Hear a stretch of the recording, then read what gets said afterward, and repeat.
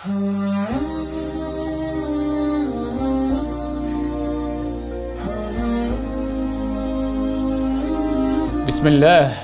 velhamdülillah, vessalatu vesselamu ala Resulillah. Ардактуу ата-энелер, ага-ини, эже карындаштар, сүйүктүү бир туугандар. Барыңыздардын, баарыбыздын туткан орозобузду Аллах Таала кемчиликсиз кабыл кылсын. Башталган иштин этеги, аягы, соңу, бүтүшү сөзсүз түрдө болот демекчи. Кечээ жакында баштаган орозом бүгүн моментип бүтүп болуп турат. Эми айт.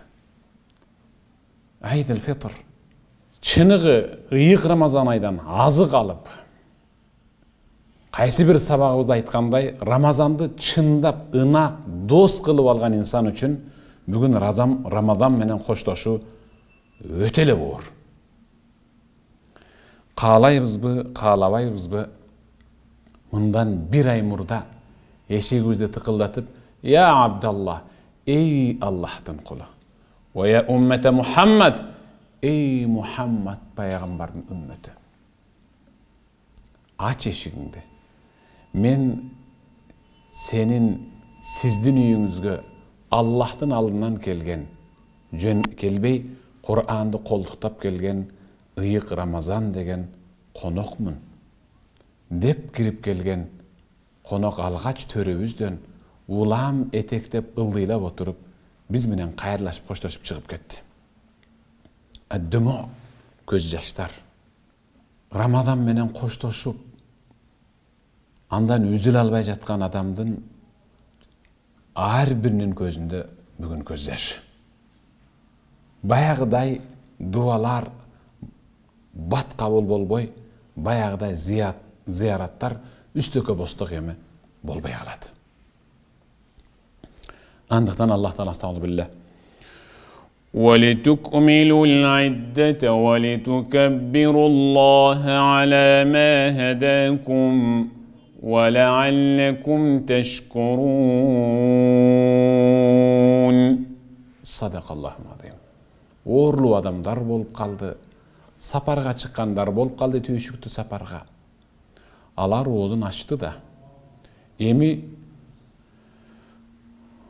ыйык Рамазан ай бүткөндөн кийин айт намазды окуп бүтүп, дароо ошол Рамазан ичи оорлуу себеп менен ооз ачкандар ошол ооз ачкан күндөрдүн санын толтуруп, казасын төлөп, орозосун тутсун дейт Алла.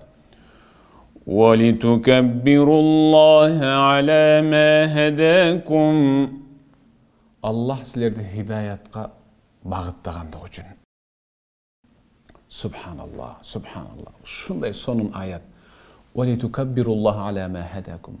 Аллах силерди өзү сүйүп, өзү хидаятка багыттап, Рамазанда орозо тутуучулардын катарына кошуп, анын ичинде Рамазандагы орозону ушунчалык этияттанып туткандардын катарына кошуп, мыкты ибадат кылдыртып койгондугу үчүн эми деп үшкүрүнбөй, мына бүттү, бүтөт экен го Рамазан деп сүйүнбөй, وَلِتُكَبِّرُوا Allahu Ekber, Allahu Ekber, La ilahe illallah, Allahu Ekber, Allahu Ekber, ve lillahil hamd деп takbir aytқыла.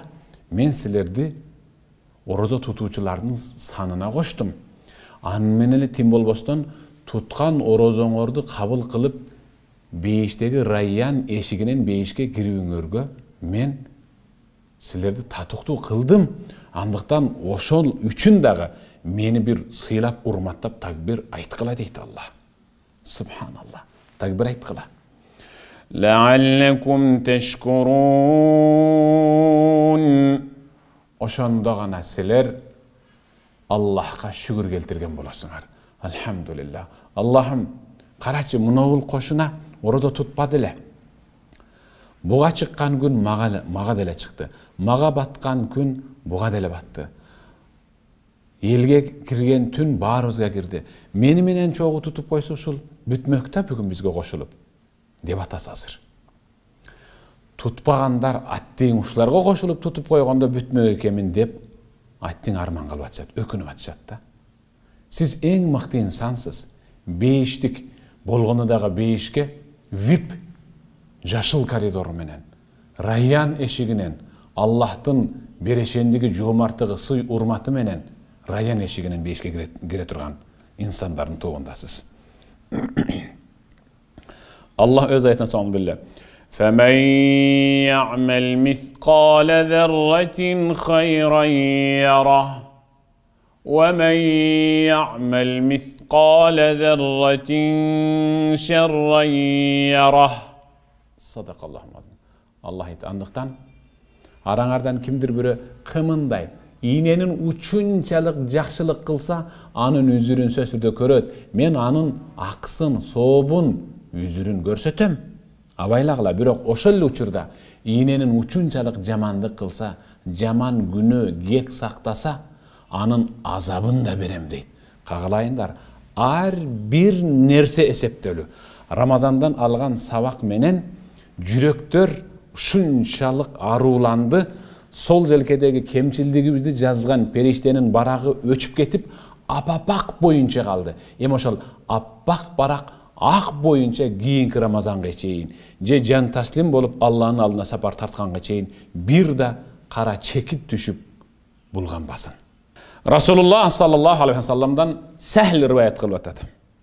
Пайгамбарыбыз саллаллаху алейхи ва саллам: "Инна фил джаннати бабан юқалу лаху Райян." Уккула, те бейиште bir eşik var. Al Rayyan деп аталат. Yedhul minhu saimun yawmal qiyamah.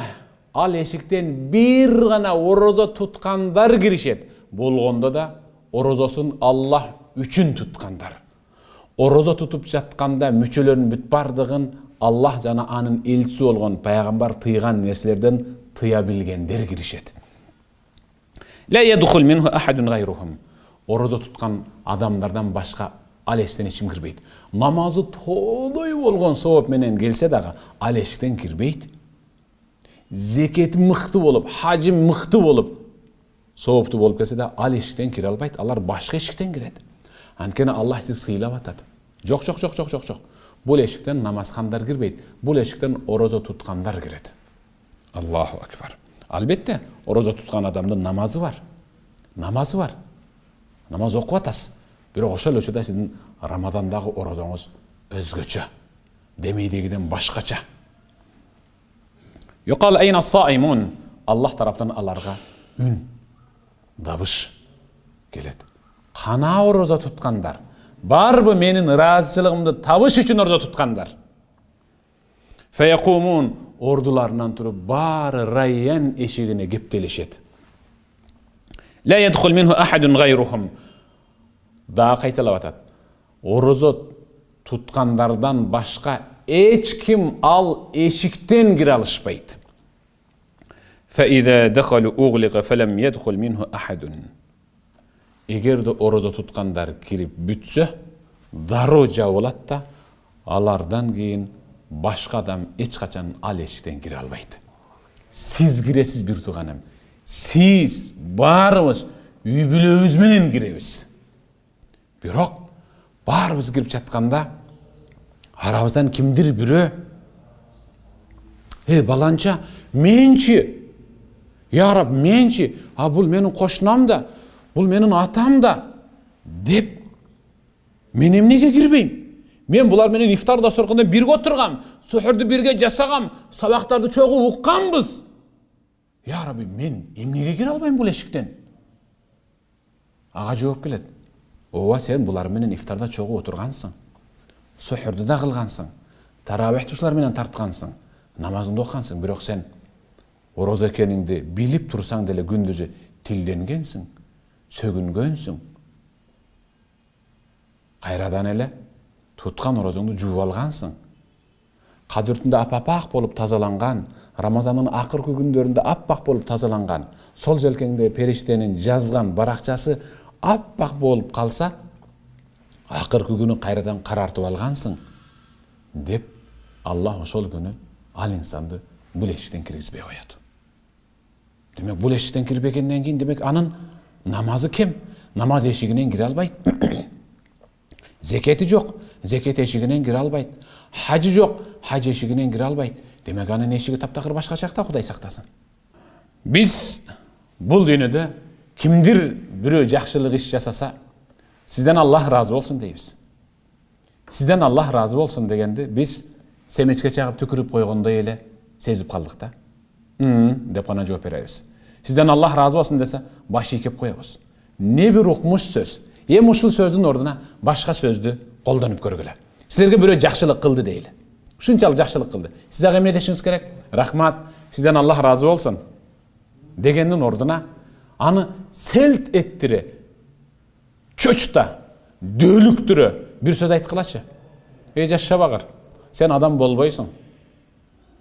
Бетиң менен көмкөрөнчө жерге түшкүр. Кырылгыр десеңиз, ошондо эмне деп атасың?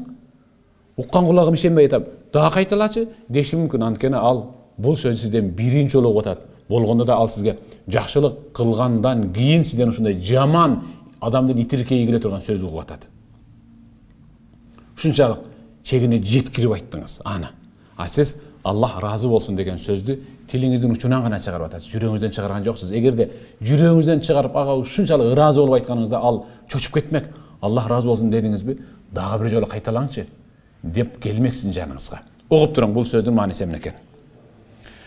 Аллах кыяматта бейишке кирген бардык бенделерине: "Я ахлал жанна, эй бейиштиктер, эй бейиштик менин бенделерим." Фаякулун, баарыбыз айтабыз. Баарыбыз айтабыз, мен айтам, сиз айтасыз, баарыбыз айтабыз. Сүйүнгүлө. Биз Аллахка жооп беребиз иншалла. Биз Аллахка бейиштен жооп беребиз иншалла. Бейиштиктердин катарында, алардын арасында туруп жооп беребиз. Ишенгиле. Лаббайк раббана ва са'дайк, вал хайру куллуху фи ядайк. Эй Раббибиз, кызматыңа кайра-кайра даярбыз. Буйру аткарабыз. Тыйылабыз. Жакшылыктын баары сенде. Ийгилик, жакшылыктын баары сенде. Фаякул Аллах, Раббул Изза, Раббибиз айтат: "Хал радыйтум?" Менден разы болдуңарбы? Менден разы болдуңарбы? Разы элесиңерби менден? Ушу бейишке кирдиңер.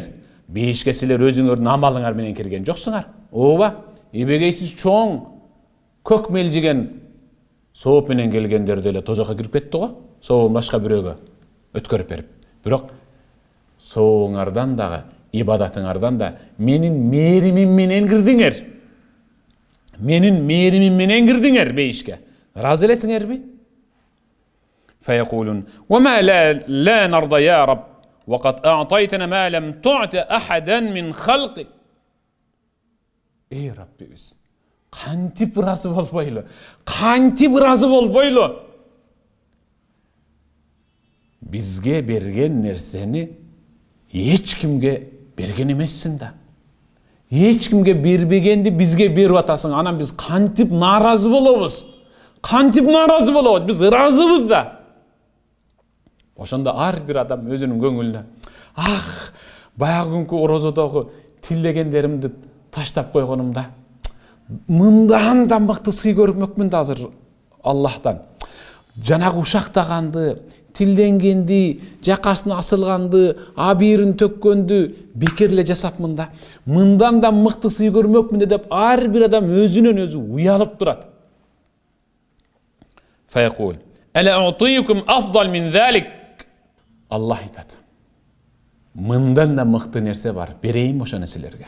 Бейишке кирдик. Бейишке киргенде биз ушунчалык жүрөк жарылгыдай болуп: "Эй кагылайын достор, эй кагылайын атам, апам, садаган кетейин сизден.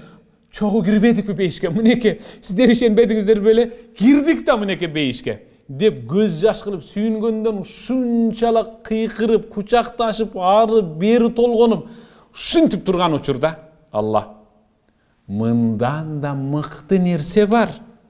Берейин бошону. Kalaysыңarбы?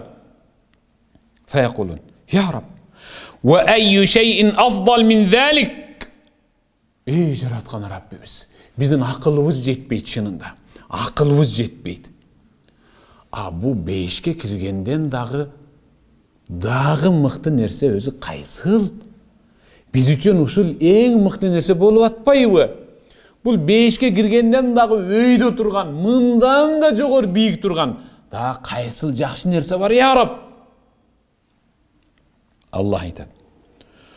Uhilla aleykum ridvani. Fela asqudu aleykum ba'dahu abada. Men silerge razı boldum. Menin rahatçılığım silerin üstüңөрдөн, amanat dünyada yaşap жүргөнүңөрдө, üstüңөрдөн nöşörlöp jağan jamgır töңөрдü, dalım ürüңөрdü, tulku boyuңардын bарын suulap koygondoy, üstüңөрдөн menin rahatçılığım kud oşonda geptedi, kaptады, üstüңөрдөн kuyulup atat meneke. Berem. Mından keyin men silerge hiç kaçan açuğumdu keltirbeyim. Karımdı tökbeyim. Subhanallah. Allah razı bolgonda hiç kaçan açuğusun keltirbeydi. Oşondan Allah sizden razı bolsun degende amin, amin, amin dep turgula. Allah sizden razı bolsun dep dua kılganda amin, amin. Allah menden razı bolçu, muna ol Allah senden razı bolsun dedi. Allah'ım sen menden razı bolçu dep kayra içiңерден bal damda jutunganday jutunup algıla. Tutkan orazabızga, kılgan taat ibadatыбызга Allah Taala beşke girgizi bile tim bolboston bizge razı bolot inşallah. Razı boldu. Jana razı bolat beşte inşallah. Andıktan Allah öz ayetine estağfurullah billah. Kulu veşrabu hani'en bima esleftum fil eyyamil khaliye. Sadakallahul azim. Beşke kirgenimizde Allah Taala jegile, uğurtağla, içkile susunduklardan. Ankeni başka adamlar amanat dünyada sağız çaynap, samsa gepşep, susunduğun kandırıp жүрgönde, siler nafsingerde tıyıp жүрgönsüңөр. Mına siler üçün sayrandoo. Aların sayrandoosu ubактылуу çektелүү, бүттү. Emi alar sayrandagan ordunun azap menen tolturup atat. Siler kıynalıp, japa çegip, azaptalıp, tutkan orozoңордун, kılgan ibadatыңардын жообун ulandısın, sayrandoo menen ulantkıla. Silerin sayrandooңорго çek жок. Toyu baştaldı bizde. Bütöt. Biraz uzartkanda deşiңер мүмкүн. Çaykanага dosuңар menen bardыңар, kafelerde oturup atasыңар, jaylоого чыктыңар, жайытка келдиңер, чет өлкөгө эс алганы чыктыңар, кайтышыңар бар. Барын чеги бар. Бейишке кирип сайрандагандын чеги жок. Sayrandagandын чеги жок. Allah токтоткула бол деме дебейт. Ал жерде намаз болбойт, орозо жок, ибадат жок. Жөн эле субханаллах, алхамдулиллах, Аллаху акбар деп жүрө беребиз сайрандоо менен гана. Ошол жерде сайрандаш үчүн биз эмгек кылдык. Мунул ак баракты кирдетип албайлы. Биз оң желкебиздеги периштени эмгектетип, аны тындыртпай, токтотпой, сооп менен толтурта берели. Уйга жүгөн салабы, үйрөнгөн адат калабы дегендей, мурдагы адатка кайра кайтып кетпейли. Мисалы, Пайгамбарыбыз саллаллаху алейхи ва саллам кыяматта Аллах өзүнүн аршынын көлөкөсүнөн башка бир да көлөкө болбогон күнү өзүнүн аршынын көлөкөсүнөн көлөкө берет.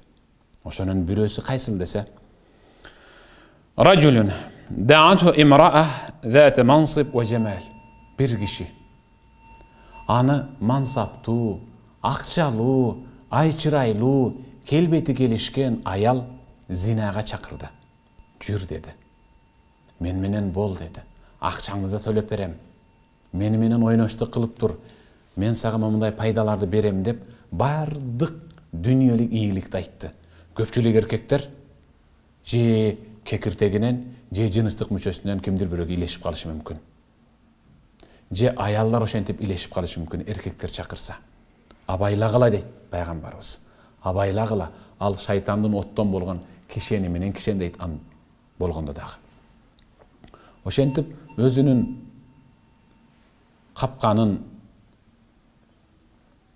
салган аткан учурда, ошентип зинага чакырып аткан учурда сүйүнүп кетпей, факал ал инсан инна ахафуллах я раб, инна ахафуллах раббал аламин. Жок.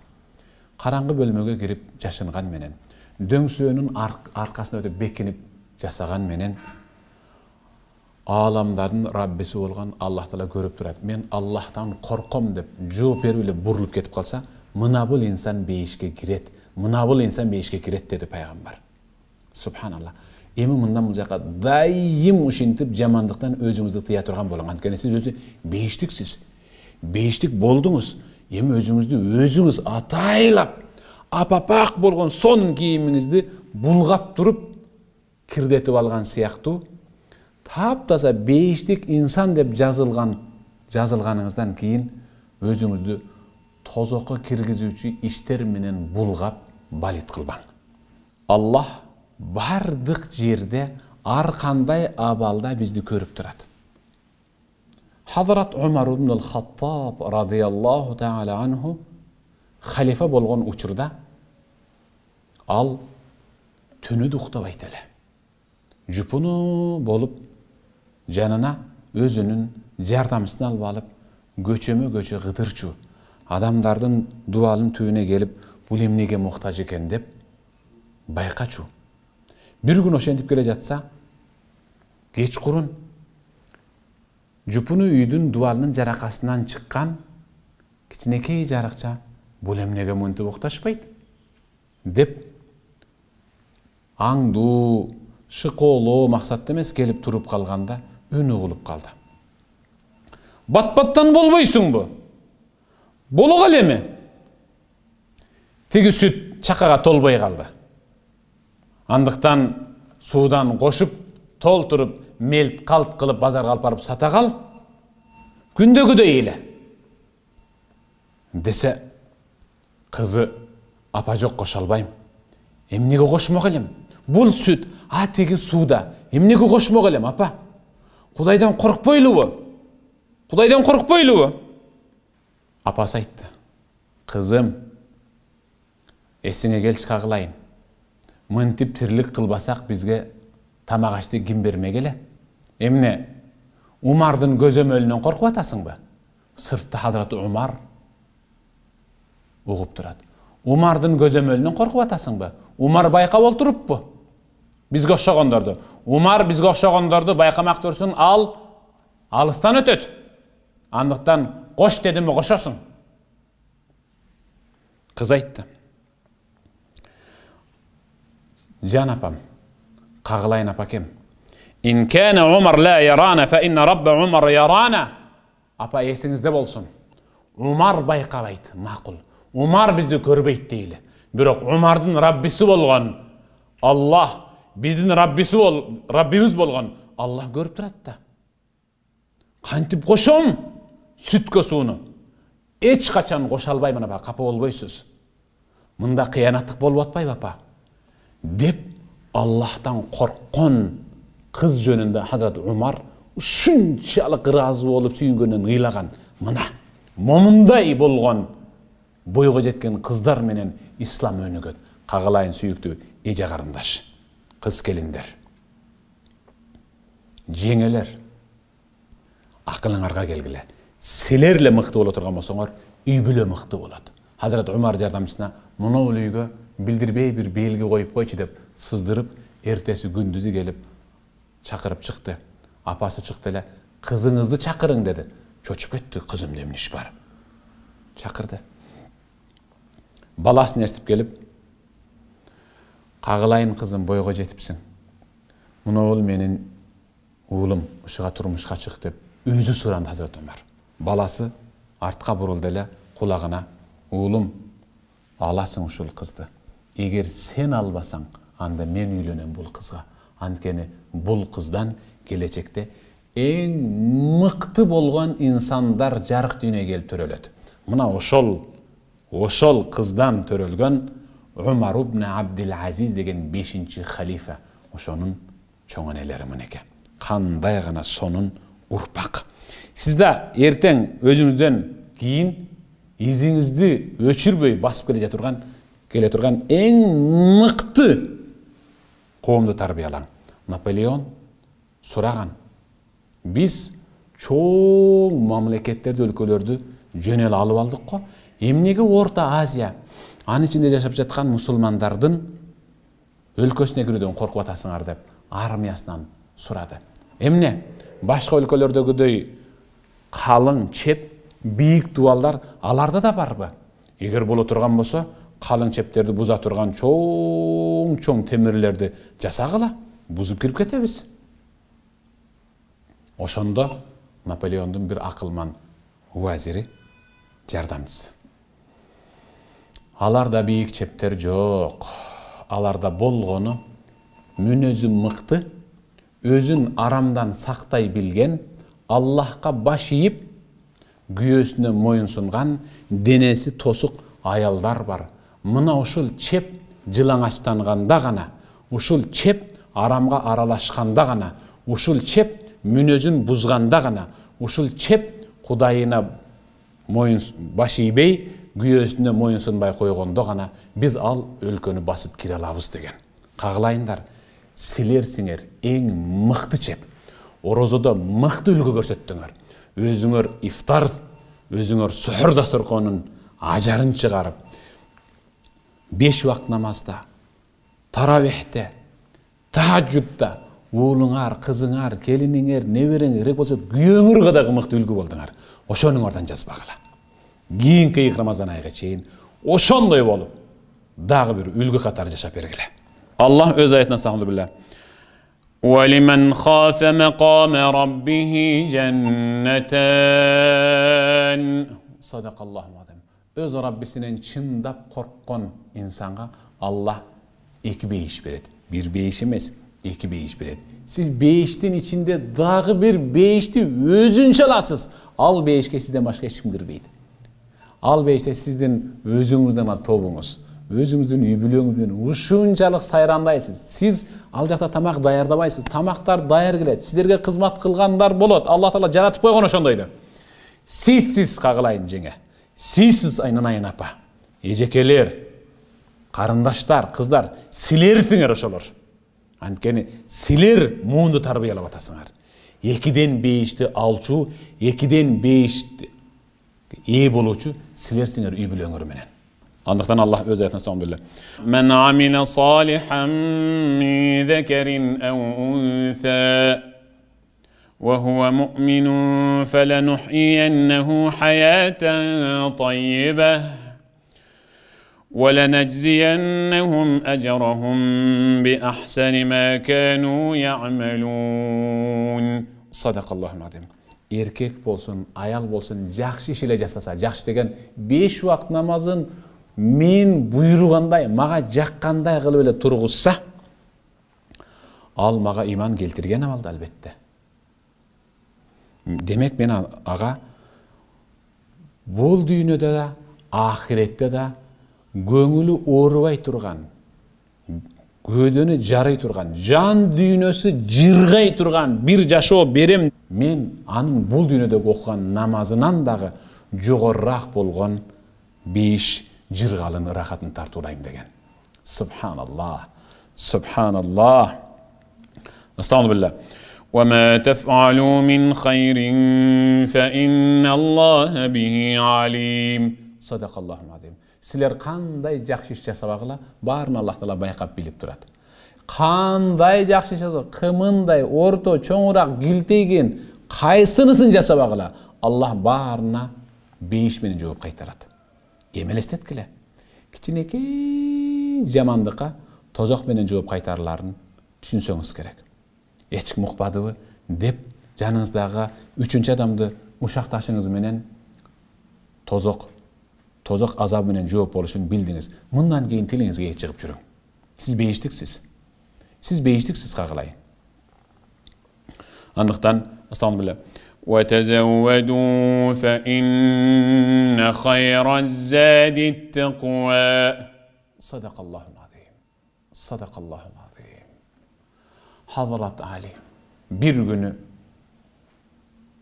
bağımdat namazını okugandan keyin sahaba dostlarına жүрgüle menerçi geledi de te ayıldın etegindeki mürzüge geldi. Peygamber üretken dua menen salamdaşıp dua okup anan ya ahlel kubur, ey mürzölüktür, ey karajeri jamınıp jatkandar, okkula biz sizlerge tolgon tokoy жаңылык menen geldik. Sizler köz yumup ötüp ketkeningерден keyin jesir kalgan ayalыңардын кейбiri turmuşka çıktı. Кейбiri ошол боюнча жашап атат. Жетимиңер жетилди. Таштап кеткен байлыгыңарды жубайыңар, силерден калган жетимдер пайдаланып атат. Кейбиркилери башка бирөөлгө сарпталды. Бардык жаңылыктарды айтып бүткөндөн кийин мына биздеги жаңылык окуңар келсе. Hazrat Ali'nin bu sözün uğup janındagılar bir-birini tiktep emne bolup atat халифа dedi. Ayağında bağırın sestentken bir suro verdi. Ya ahlel kubur, ey kara jer jamıngandar, ihbiruna habarakum min tahtil ard. Bizden жаңылыкты угушуктуңар. Силерде кандай жаңылык бар? Айткылачы. Силерде эмне жаңылык болуп атат? Бизде уккубуз келет. Баары жымжырт. Hazrat Ali бул сөзүн сүйлөп, ылды эңкейип, көпкө турду. Başın kötörgöndө anın gözünden çıkkan akkan jaş sakallarını aralap ıldı tamçılap attı. Oğuna soluna burulup men bulardan жаңылык суradam ayta albadı. Em okkulaç. Eger uşular жаңылык aytıp bere ala turgan dengelde bir güçke ие bolgondo emne жаңылык aytmak bilesiңби sen? Sen bilesiңби dep oң solundagılarga kayırıldı. Alар жок. Biz bilbeybiz жок. Deşti. Hazrat Ali aytты, men bilem. Bular egerde bizge жаңылык ayta turgan bolgondo, anda bular Kur'andagı bir ele ayatты kaytalap. Egerde Allah bulardın üstündeki жерди jırıp, bularga can kirgizip, жаңылыктан bir ele aytıp koygula bularga dep mümkünçülük bergende, alar başka işten söylemek emes, bir ele ayatты japırt bir kaytalap turup kayra ketmek. Al kaysıl, estağfurullah. وتزودوا فإن خير الزاد التقوى. Sadakallahum. Ey tirüler, biz de sizler siyahtı tirü bolganbız. O bakıtты tekke getirip atasыңар. Biz de tekke getirgenmiz. Akılыңarga gelgile. Öyde tömön жүрүp jönel ubактыңарды boş ötkөрбөгүлө. Bul жака gülazık kamdagıla. Azık zatты көрүк kamdagıla. Bирок bul jerde mürzönün içinde karangı mürzönü jarata turgan, astыңарга jumşak juurkan bolo turgan, siler üçün en mıktı joldoş şerik bolo turgan, kıyamatta tarazada en salmaktуу bolo turgan, Allah'ты ırazı kılıp peygamberin şafaatına iyileştirip beyişke joldoma berip beyişke kirgize turgan bir ile gül azık bar eken, takvalık degen, Kudaydan korku degen, Kudaydan korkula. Takva bolgula kagılayınlar, takva bolgula dep ıylaşmak dedi. Andıktan ıyık Ramazan aydın özü negizgi sabagı takvalık emes bele. Oşal takvalık boyunca kalalı, takvalık boyunca yaşayılı. Abu Hurayra Peygamberimiz sallallahu aleyhi ve sellem'den rivayet kılatat. Peygamber sallallahu aleyhi ve sellem men nefese an mu'minin kurbah min kurabi dünya nefesallahu anhu kurbatan min kurabi yevmil kıyamah. Kim bul dünyada özü siyahtı bir bendenin, bir insandın başına düşkön tüyüşüktü kaygını joyuğa kömök körsetip jardan berse, Allah bul kömökçünün başındağı kıyamattagı kaygını alıp taştaydı. Kömökçü olun, kimdir birögö. Jardan kolunuzu sunun. وَمَنْ يَسَّرَ عَلَى مُعْسِرٍ يَسَّرَ اللّٰهُ عَلَيْهِ فِي الدُّنْيَا وَالْآخِرَةِ. Kimde kim bağalga jardan berip qarızın doğulabayla albayla koydum, kalsın sizde dep geçirip koya turgan bolsa, Allah bul жардам берүүчү инсанга эки дүнүйө түйшүгүн чечип ага жардам берип коет. Аллах жардамчыңыз болгондон кийин сизге эч ким тоскоол боло албайт кагылайын. ومن ستر مسلما ستره الله في الدنيا والآخرة. Кайсы бир инсан мусулмандын айыбын, кемчилдигин жаап, жашырып, тилин тыйып койса, ушактабай. Аллах анын жашырган инсандын эки дүнүйөдөгү айыбын эч кимге чыгарбай жашырып коет. Аллаху акбар. والله في عون العبد ما كان العبد في عون أخيه. Мусулман бир тууганына көмөкчү болгон инсанга Аллах эки дүнүйө жардамчы. Аллах жардамчыңыз болсо, сиздин бара турган жериңиз бир гана бейиш менен чектелет, кагылайын бир тууган. Карабайсызбы, биз ыйык Рамазан айда сылык болдук, оңолдук, түздөлдүк, не бир окумуш сабактарды алдык. Жетишет эми, иншалла. Эмнеге жетишет? Бейишке киришибизге ушул жетишет. Эми мындан кийин дагы башка сол жагыбыздагы майда барат шайтандын сызып, эшиктерин ачып, бул жака киргиле деген жолдоруна кирип кетпейли. Угуп туруң. Абу Хурайра пайгамбардан риwayat кылат. Пайгамбарыбыз: "Лaqad ra'aytu rajulan yataqallab fil janna fi shajaratin qata'aha min zahir al-ard kanat tu'zi an-nas." Sadaqa Rasulullah. Пайгамбар айтты: "Аллах мени бейишке киргизгенде бир кишини көрдүм бейиште. Бир кишини көрдүм. Жупуну, амалы аз, бул дегени намазы аз, орозосу деле аз. Мен сурадым, бул кантип кирди бейишке? Аллах мага билдирди. Ал коомчулукка, адамзатка, мусулмандарга, кайридиндерге, айбандарга жолдо зыян берүүчү нерсе шак бир дарактын шагы түшүп калган экен. Ошол жерден адамдар өтө албай атыптыр. Кесип, жолду жашнакай кылып, оңдоп, адамдар баса турган кылып койду эле. Мен ушунусу үчүн жардам бергендиги үчүн бейишке киргиздим дейт Алла. Сиз мындай иштердин далайын жасадыңыз Рамазан ичи. Дагы ошонуңуздан жазбаңыз, дагы жасай бериңиз. Сиздин колуңуздан келет. Ушундай иш жасайлы, ар бир жасаган ишибиз бизди бейишке киргизсин. Намазыбызга ушунчалык бекем бололу. Бизди Аллах Райян эшигинен сен бейишке киресиң дегенде, биздин намазыбыз көк мелжиген сооп менен келгенде, намаз эшигинен да киргенге укуктуу болуп баралы. Зекет эшигинен да киргенге, хаж эшигинен да киргенге, кайрымдуулук эшигинен да киргенге укуктуу болуп, бардык эшиктер бизге ачык болуп калсын. Бардык эшик биз үчүн ачык болсун. Аллах сүйүнөт. Каалаган эшигиңден кир дейт. Субханалла. Ошон үчүн кагылайын эжекелер. Пайгамбар саллаллаху алейхи айткан, кайсы бир аял 5 убакыт намазын окуса, bir жылда келчү 1 айлык Рамазан айына орозосун тутса, Раббисине баш ийип, күйөөсүнө моюн сунса, намысын сактаса абийирин, бул деген алажипти аттабаса, кыйлат. Аллах ага айтып койду. Ушул эле дүйнөдө болду, айтылды, буйрук чыкты деген сөз. Мөөр басылды. Кыяматта 5-тин 8 эшигинин каалаганынан тандап кир деп айтылат. Сизге айтылат ушул, кагылайын. Куд ошондой болуп баралы. Абу Хурайра риwayat кылат дагы. Сиз жакшылыкты инсанга да жасаң, айбанатка да жасаң, мусулманга да, башка дин өкүлүнө да жасаң. Азыркы хадисти угуп көрүң. Пайгамбарыбыз айтты: "Бейнема ражул би тарик, иштадда алейхи ал-аташ, фаважада би'ра." Bir kişi, bul bir rivayette bir ayal, zaniye, ayağı suyuk ayal. Ушунчалык суусады, тили салаңдап, таңдайы катып, жолдо келе жатып, акыры маңдайынан, бет алдынан bir кудукка туш келди. Бирок арканын тапкан менен, арканын үстүнө байланган чакасы жок эле.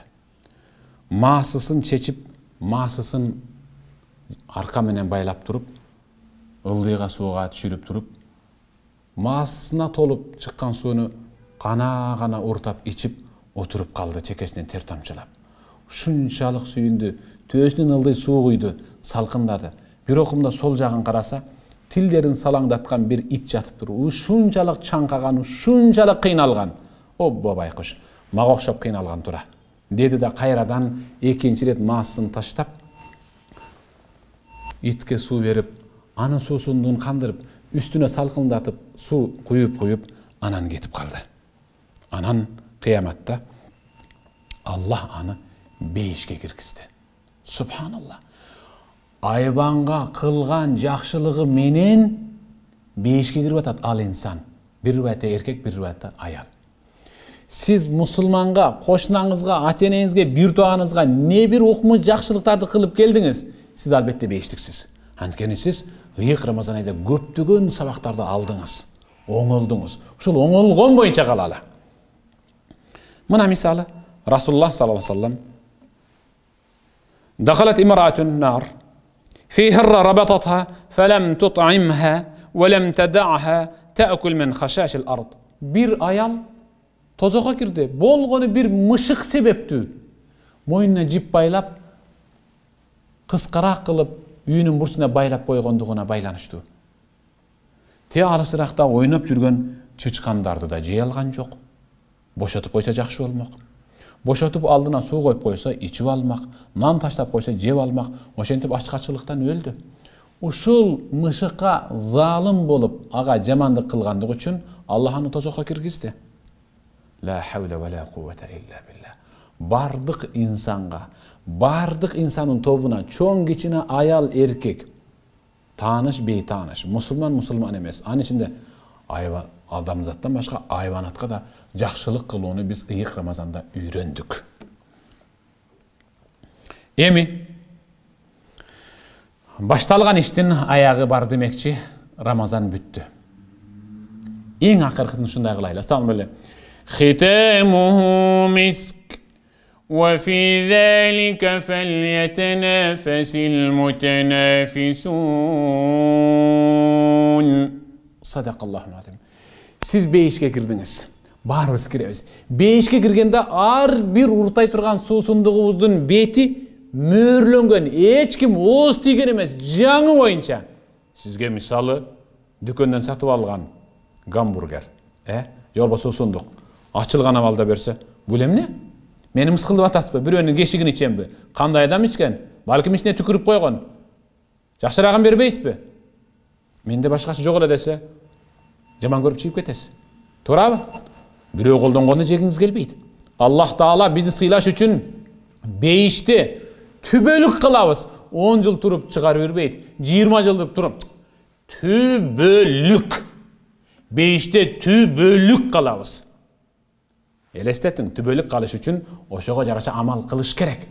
Аллах ал жерде калтыр эле тим болбостон суусундугубуздун керек болсо бетине, момундай бетине мөр басылган. Хитамуху миск. Ал мөрү ушунчалык жыпар жыттанып турат. Адамдын мурдунун каңылжырыгын жарат. Ушунчалык ичиндеги суусундук эч нерсе эмес. Капкагы адамдын мурдунун каңылжырыгын жарат. Андай эмести биз жыттап көрө элекпиз али, кагылайын. Аны ачып, анан ууртайбыз. Ох, жан жыргатат. Аллах айтып жатат. Астагфирулла. Хитамуху миск, ар бир нерсенин бүтүшүн, ар нерсенин аягын жыпар жыттантып, аңкыткан абалда бүтүргүлө. Бул дегени Рамазанды такбир менен, таспих менен, ый менен, сурануу менен, Аллахтан кечирим суроо менен бүтүргүлө. Wa fi zalika falyatanafasil mutanafisun. Sadaqallahu azim. Жарышам дегендер болса, шымаланып, мына мен чыгам. Мен чыгам кросско, мен чыгам чуркаганга, мен чыгам марафонго дегендер бейишке жарышыбер. Муну жерге эмес, бейишке шашыл, бейишке жарыш. Ошол суусундуктарды ичиш үчүн, бейиш жыргалын көрүш үчүн ошол жака шашыл кагылайын. Эмне менен ыйык Рамазан ай бүттү, эми баягындай. Габал китту вахирал фауру болбосун. Мышык кеткенден бери үйдө чычкандар көбөйдү дегендей, Рамазан кеткенден бери үйдө чыр, баягындай намаз жок. Дагы эле үйрөнгөн адатка калып, музыкадан кол бошобойт. Дебейли. Biz ушундай жашайлы. Пайгамбарыбыз саллаллаху алейхи ва саллям: "Мен сама Рамазана, thumma atba'a sittan min Shawwal, kana kaman sama dahra kullah." Sadaqa Rasulullah.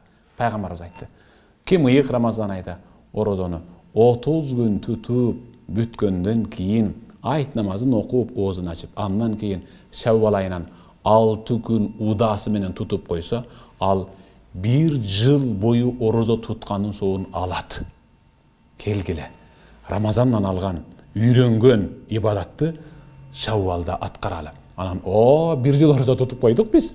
Эми мындан кийин жөнү тутпайлы жүрө берет экенмин дебегиле. Бизге сооп аздык кылат. Биз бейишке киргенде улам кабатына секирип, ибадатыбыздын көптүгүнө байланыштуу пайгамбардын жанында, пайгамбардын жанында болушубуз керек. Биз пайгамбардын жанына барышыбыз керек. Фирдауска чыгышыбыз керек. Аны үчүн эмгек кылышыбыз керек.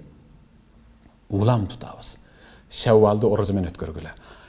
Iyık Ramazan айдын аягын такбир менен Аллаху акбар, тахмид менен алхамдулилlah, tasbih менен субханаллах, tahlil менен ла илаха иллаллах деген сөздөр менен жаңыртып бүтүрүп, анан Шаввалдан да орозо туталы. Рабиат ибн Каб ал-Аслами 14 жашар. Расулуллах саллаллаху алейхи ва салламдын кызматкери. Пайгамбардын үйүнүн сыртка чыгуучу эшиктин аркасында турат. Дайым пайгамбардын таягын дараталчу кумганын кармап алып, 14 жашар бала. Сиздин 14 жашар балаңыз эмне кылат? Сиздин даратыңызга суу даярдап бердиби өзү бир аржулу? Ал дайым даратынан суу даярдап турчу эле. Бир күн пайгамбар чыкты. Ага таягы менен кумганын бергенде пайгамбар жылмайып туруп: "Сел сура Рабиа, суранчы. Эмне максат, эмне тилегиң, эмне кыялың бар? Аллахтан суранып дуа кылып берейин, орундатсын ошолоруң" деди эле. Расулулла амхилне, мага убакыт бериңчи ойлоноюн деди. Пайгамбар тахажжудка дарат алыш үчүн тээ караңга чоңуп кирип, дарат алып кайра келе жатып, карады эле. Рабиа башын көтөргөн жок, анткени мен даяр эмесмин деди. Пайгамбардын колундагы идиштерди алып коюп койду. Пайгамбар кирип кетти. Пайгамбар тахажжуд окуду, андан кийин багымдат окуду. Багымдат окуп бүткөндөн кийин пайгамбар башын созуп: "Рабиа каяктасың?" "Рабиа бар бараңарда" деди. Рабиа тиякта: "Ха ана я Расулалла, мен бул жактамын, я Расулалла, бул жактамын." Пайгамбар чакырса болмок. Пайгамбар акырын барды дагы Рабианын жанына отурду. "Рабиа, таптыңбы? Эмне кыялың бар? Эмне ниетиң бар? Таптыңбы?" деди. "Таптым, я Расулалла, таптым." Көздөрүнөн мөлт-мөлт жаш агып атат. "Таптым, я Расулалла." "Айт." Пайгамбар жылмайып гана айтып деди. "Рабиа, ас'алука мурафaqataka fil janna ya Rasulullah." "Ey Аллахтын элчиси, бейиште сиз менен бирге болууну эңсейм" деди. "Кыялым ушул. Былкылдап, каканактап, сүйлөй албай, ыйладым. Бейиште сиз менен бирге болушум керек, я Расулаллах." Пайгамбар: "Ава гайра далик, мындан башкасы жок беле? Дагы барбы?" деди кошумча. Пайгамбар ал Рабиа: "Хуадак, жок. Бир гана ушул мага жетиштүү. Бир гана ушул мага жетиштүү. Сиз менен бейиште бирге болсом болду." "Кайсыл бейиште?" "Фирдауста. Фирдауста бирге болгусу келип атат. Субханаллах кагылайын." Пайгамбар: "Фа'инни аля нафсик би касрати суджуд." "Болду. Болду кагылайын. Мен менен сен Фирдауста бирге болосуң" деп анын аркасын таптады. "Бирок бир шарт менен. Мен менен бирге болуш үчүн көбүрөөк сажда кыл. Саждада узунураак тур. Көбүрөөк сажда кыл дегени намазыңда такай бол. Пешенең менен жер сүзүп, мурдуң менен жер жыттап көбүрөөк сажда кыл. Мен менен бирге болосуң" деди. Iyık Ramazan ayda таравихти окудук менеке. Биз Фирдауска татыктуу болдук. Эми ошол таравихти адаттанган түнкү ибадатка көнүп калган инсан катары башка айларды дагы биз тахажжуд менен өткөргөнгө көндүк да. Көндүк. Демек, Рабиага айткан пайгамбардын сүйүнүчтүү кабары ал бизге дагы. Биз да кыяматта пайгамбар менен Фирдауста бирге болобуз иншалла. Сүйүктүү бир тууган, сөзүмдүн аягында пайгамбарыбыз саллаллаху алейхи ва саллам: "Инналлаха азза ва жалла ябсуту ядаху бил-лайли ятуб муси'ан нахар ва ябсуту ядаху бин-нахар ли ятуб муси'ал лайл хатта татлу'a аш-шамс." Аллах өзүнүн кечирим колун деген. Кечиримин түнү жаят. Gündüzgü günөө kılgandardın günөөsүn жууп ташташ үчүн. Gündüzü мээримин чачып төгөт. Түнү günөө кылып алгандардын günөөсүн кечириш үчүн. Бул таң аткыча ушинтип Аллах Таала кечирип турат. Аллах кечирейин десе биз кечирим сурай албай атабыз. Кечирим сурагыбыз келбей атат. Аллахтын кечирим эшигине улагасына бешенебизди коюп сажда кылгыбыз келбей атат. Аллах кечирейин деп атат. Силер кечирим сурасаңар, анан кечирем деген жок. Кечирейин деп даяр турат. Болгон бизден кичине кыймыл болсун. Сүйүктүү бир тууган. Ыйык Рамазан айда чын эле олку-солку орозо туткан.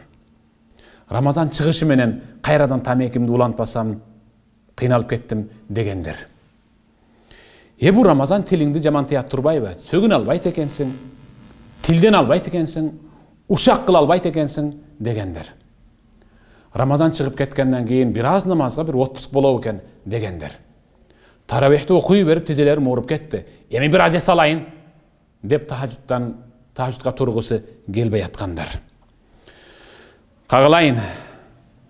Рамазан чыкса мына кошуна менен эркекче сүйлөшүп алам дегендер. Рамазан чыкса карызымды алып бербей жүргөн адамды бир тиллеп мокумдан чыгып алайын дегендер. Рамазан чыкса анча-мынча арамдан оозунуп кое берейинчи дегендер. Рамазан чыкса сүткөрлүк менен баягындай үстөккө карыз берип кичине бутка туруп алайын дегендер. Силер бейиштик болдуңар кагылайындар. Эми ошол жаман жоруктун баарын таштагыла. Буюрса чогуу бейиште бирге болобуз иншалла. Туткан орозоңорду Аллах Таала кемчиликсиз кабыл кылсын. Ыйык Рамазан бүттү. Эми айт. Айт намаз. Ал эмне? Инсан мардикер. Бир кишиге жалданып иштегенден кийин эң акыркы айлыгын бүткөн ишин тапшырып бүткөндөн кийин анан айлыгын алат. Биз бир ай бою Аллахка арнап орозо тутуп, өзүбүз үчүн эмгек кылдык. Өзүбүз үчүн жасаган эмгегибиздин акысын Аллах Таала айт намаз окуп кайтышыбыз менен бейиштик болдуң деп колубузга бейиштин жолдомосун берет иншалла. Колуңарга алган бейиштин жолдомосун тозоктун билетине алмаштырып жибербегиле. Бейишиңер куттуу болсун. Ассаламу алейкум ва рахматуллахи ва баракатух.